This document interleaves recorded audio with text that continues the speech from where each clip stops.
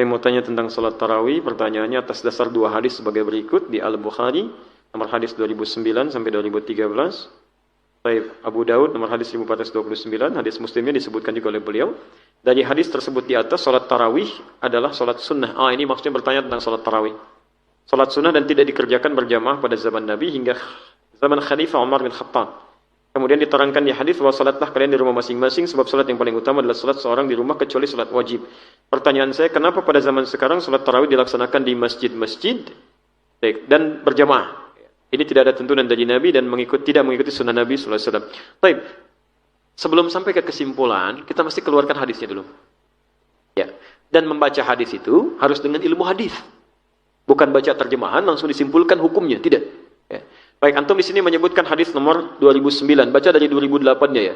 Kalau Anda menggunakan yang Sahih Al-Bukhari tanpa syarah, itu ada yang warna biru kemerahan, posisi dari sebelah kanan paling atas sampai kiri paling bawah, dan nomor hadis 2013. Harganya murah, cuma 205.000.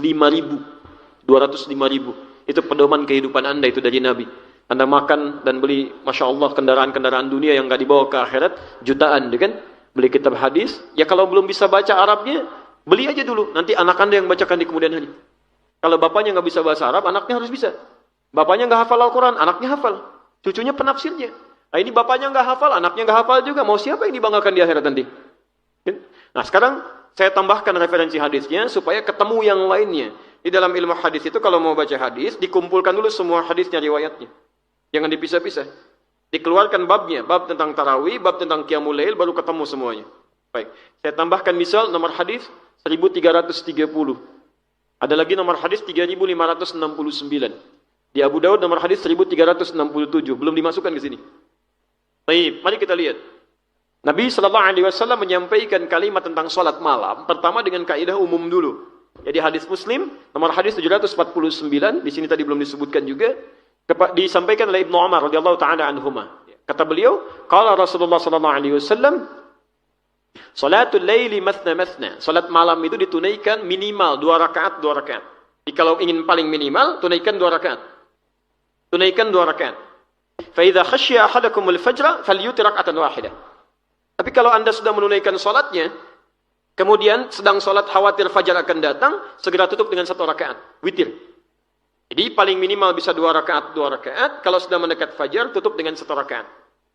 Nah, pada prakteknya yang minimal 2 rakaat, 2 rakaat ini pernah juga dikerjakan oleh Nabi 4 sekaligus. Ditemukan dalam hadis riwayat Sayyidah Aisyah radhiyallahu taala anha, yang disebutkan tadi nomor hadis 2009, tapi yang lebih jelas lagi nomor hadis 3569. Ketika beliau ditanya oleh beberapa sahabat termasuk Hudzaifah al-Yamani, termasuk juga Abdullah bin Mas'ud, termasuk juga Al-Mughirah bin Syu'bah, ketika ditanya kaifa kanat salatu Rasulullah sallallahu alaihi wasallam, bagaimana sifat salatnya Rasulullah sallallahu alaihi wasallam di malam hari, kata beliau, la tas'al an husnihinna wa tulihinna. Jangan ditanyakan bagaimana bagusnya dan panjangnya bacaannya. Yusalli arba'an. Salat 4 rakaat. Thumma yusalli arba'an, kemudian salat 4 rakaat. Thumma yusalli thalathan, kemudian salat 3 rakaat. Jadi kadang ditunaikan 2, tutup 1 atau 3, kadang ditunaikan 4. Jelas? Bisa paling minimal 2, bisa paling 4, kemudian 3. Nah, karena ada kalimat di sini, saya akan langsung ke jawabannya saja. Ada kalimat, jangan tanya bagaimana bagus dan panjangnya. Penasaran Al-Mughirah bin Syu'bah ini. Termasuk Abdullah bin Mas'ud, termasuk Hudzaifah al-Yamani. Dalam satu kesempatan ketika Rasulullah ke masjid, itu kalau tarawih kan beliau 3 hari pertama ke masjid itu. Dalam 3 hari itu. Diikuti oleh mereka semua bermakmum di belakang Nabi sallallahu alaihi wasallam. Ketika bermakmum itu, Masya Allah, rakaat pertamanya Pak, pantas kata Al-Mughirah bin Syu'bah sampai bengkak-bengkak kakinya. Ternyata begitu diikuti di belakang, Al-Baqarah 100 ayat. Belum ruku. Dikira akan ruku oleh Abdullah bin Mas'ud. Ternyata nyambung ke Ali Imran. Ali Imran itu 200 ayat. Al-Baqarah 286 ayat. Masya Allah.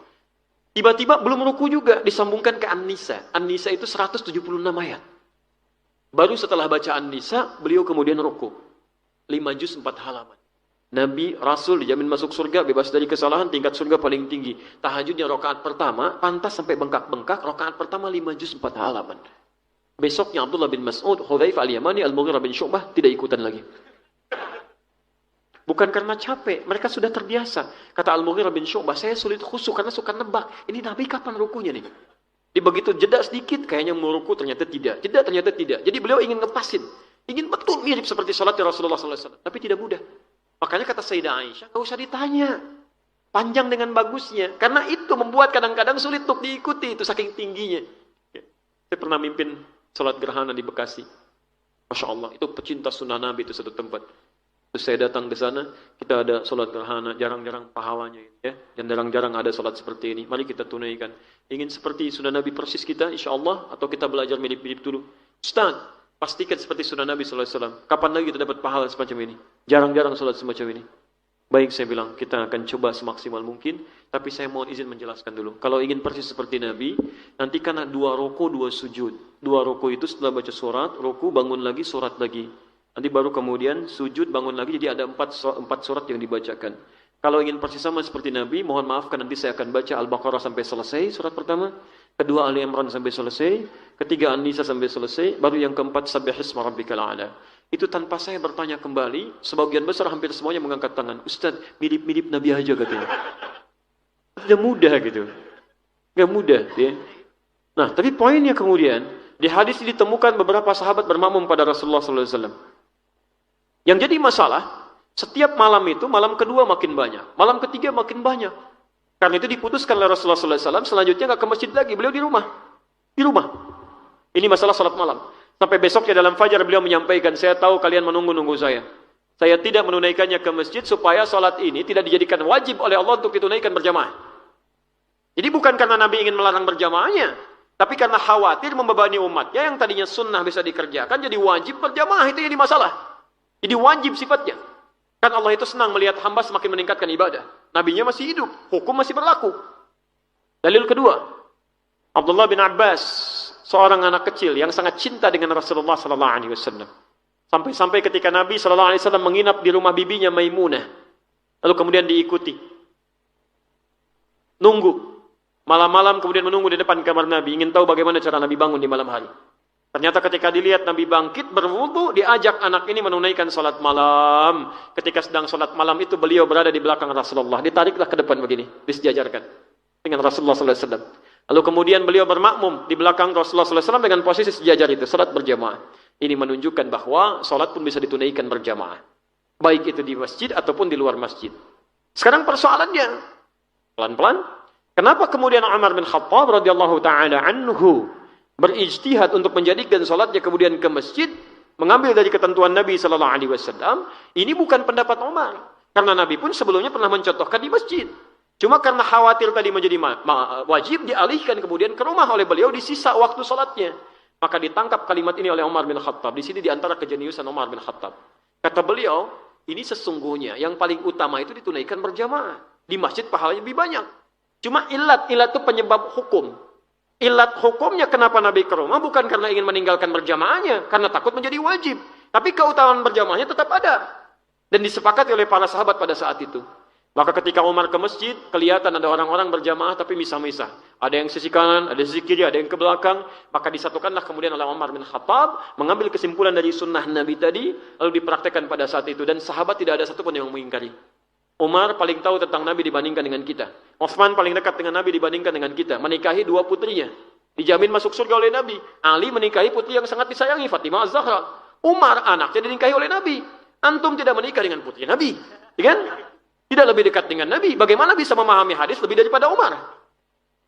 Dari situ kemudian para ulama sepakat sampai di Madinah. Sampai hari ini tarawihnya berjamaah.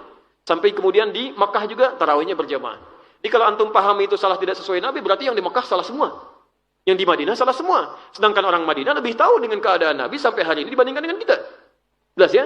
Di sini ada kebolehan dalil menunaikan sholat berjamaah di masjid untuk tarawih, tapi juga tidak melarang kalau ingin mengerjakan sendirian. Itu kesimpulannya. Yang salah, yang tidak sholat. Itu. Baik. Ini belum selesai yang kedua. Yang kedua tentang sholat sunnah. Bagaimana memahami kalimat Nabi, salat sunnah terbaik itu ditunaikan di masjid, di rumah, maaf, tunaikan di rumah. Ini dalil yang terpisah. Di hadis Muslim hadis 157. Nabi mengatakan afdhalun nawafil fi buyutikum. Salat terbaik itu di rumah-rumah kalian yang sunnah. Malam takunil faraid, sepanjang bukan yang fardu. Jadi yang fardu paling bagus tunaikan di masjid, yang sunnah-sunnah di rumah. Itu sunnah secara umum, tapi hadisnya belum selesai. Ujung keterangannya wa baiti huna, sedangkan rumahku di sini. Bagaimana cara menafsirkan hadis ini? Kata Ibnu Hajar Al-Asqalani dalam Fathul Bari, beliau sampaikan kalimat Nabi wa baiti huna, rumahku di sini, yadullu ala anna, ini menunjukkan bahwa sesungguhnya idza kana baitul muslim qariban minal masjid, jika rumah seorang muslim yang akan salat itu dekat dengan masjid. Di mana rumah Nabi? Di masjid. Rumah Rasulullah SAW, salat sunnah di situ, begitu Bilal qamat beliau keluar karena rumahnya dekat dengan masjid. Jadi hadis ini dipahami kalau rumah Anda dekat dengan masjid, silakan tunaikan salat sunnahnya di rumah supaya tempat sujudnya semakin lebih banyak lagi. Tapi kalau rumah antum di Banjarbaru, ada kajian di sini subuh, salat sunnahnya di sana, nyampe sini kapan? Itu yang agak susah gitu kan. Apalagi saya mau ke sini kajian salat sunnahnya di sana dulu, nyampe ke sini ya kesiangan. Gak nyambung gitu kan. Nah, di sini yang disebut dengan illat dalam hukum fikih. Sebab fikihnya apa? Dari illat itu baru dipahami. Di membaca hadis itu tidak harus langsung dibaca terjemahannya, tapi ada turunan-turunan ilmunya.